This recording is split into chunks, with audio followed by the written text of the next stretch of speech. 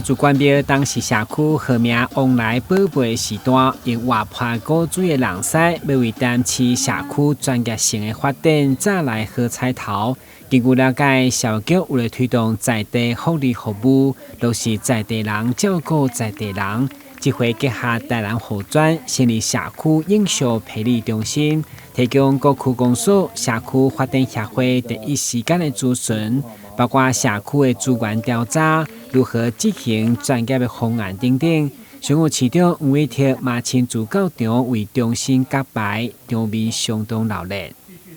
3、2、1，请揭牌。好，我们台南市社区永续培力中心正式启航。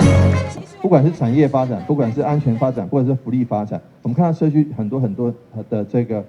工作一直推。但是有一个问题，就是说，当社区改组的时候，理事长卸任的时候，或者是理事长团队更动的时候，甚至理事长没卸任，但总干事卸任的时候，很多工作都变成从零开始。所以说，怎么样把这个社区发展的能量维持住，让这个工作不要因为人更动的话，就马上就变成归零，或甚至前功尽弃，这是很重要的。所以谢谢我们李副校长，还有我们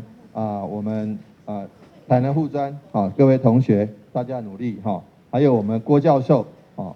所带领的团队，大家一起把我们这个社区发展的工作，能够建置一个像永续培力中心这样的地方，让各地的社区一方面彼此来这边互相观摩、互相学习，而且互相讨论有一个这样的平台。另外很重要的就是让我们的这个工作都不会因为人员更迭而这个完全归零，我想说这个部分非常重要。社区要发展进步，除了里长、社区发展协会成员拢扮演重要的角色。如何一棒接一棒，袂因为改选和地方发展来停顿，甚至该计划台南护专引进国际上新的做法，将全力以赴。我们社区的工作要一棒接一棒，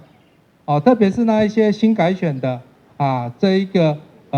新成立的社区的干部，我们怎么样让他们能够很快的进入可以工作的方式？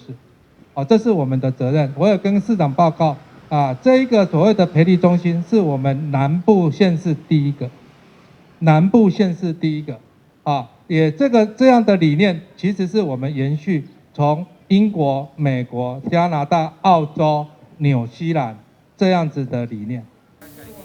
该中心地位伫中西区民生社区活动中心，服务时间对早起8点半到下晡6点，欢迎市民到场参观，嘛共同关心社区的公共事务。台南新闻郭文吉、何乔邦采访报道。